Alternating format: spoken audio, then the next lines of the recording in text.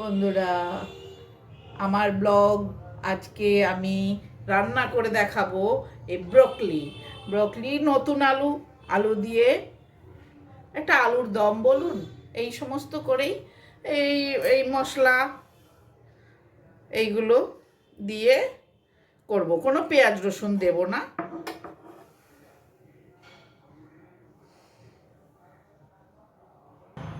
আমি গ্যাসটা প্রথমে জ্বালবো, গ্যাসটা জ্বেলে দেব।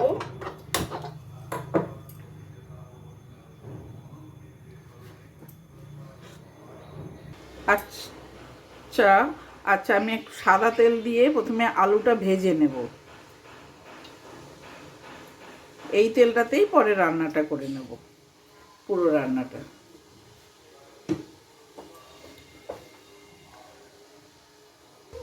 গরম হয়ে গেছে তেলটা, আলুগুলো ছেড়ে দিচ্ছি।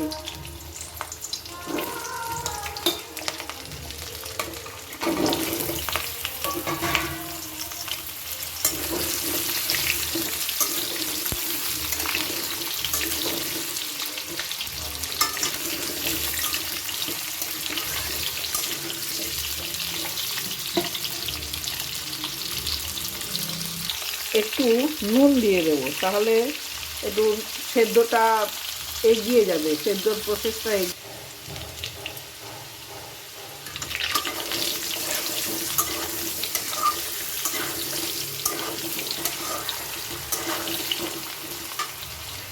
এবার টমেটোটা দিয়ে দেবো।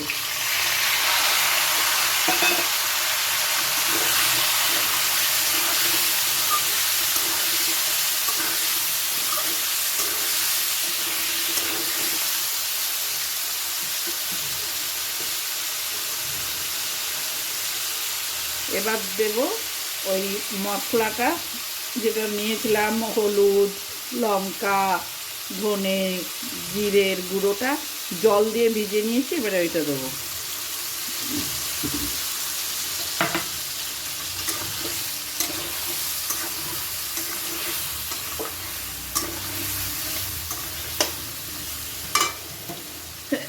এবারে ওই আদা বাটাটা,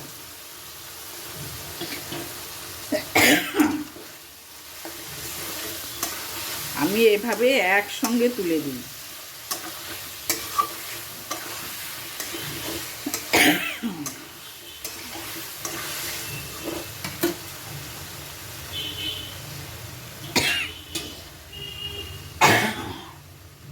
একটু চাপা দিয়ে দিই।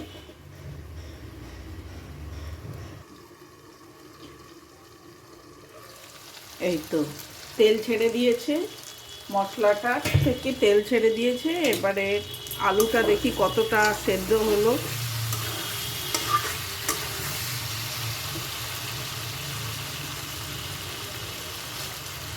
আলুটা মোটামুটি সেদ্ধ হয়েই গেছে। আর একটু এবারে একটু জল দেব, মশলা ধোয়া মশলার বাটি ধোয়াটা জলটা দেব।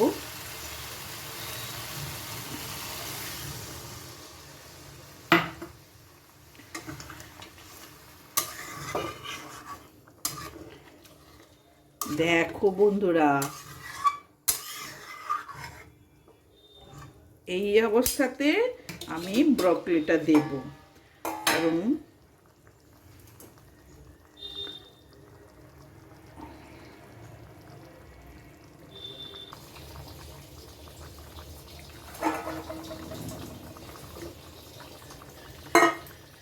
তোমরা হয়তো ভাববে ব্রকলিটা কষা হলো না, কোনো দরকার নেই। ব্রকলি বেশি কষতে গেলে নরম হয়ে কালারটাই থাকে না। দেখছি আর একটু জল লাগবে।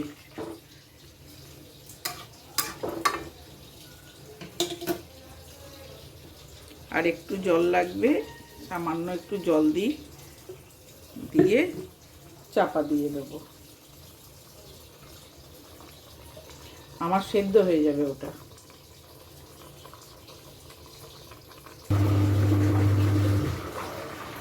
এই হয়ে গেছে আমার, এটা পুরোপুরি হয়ে গেছে।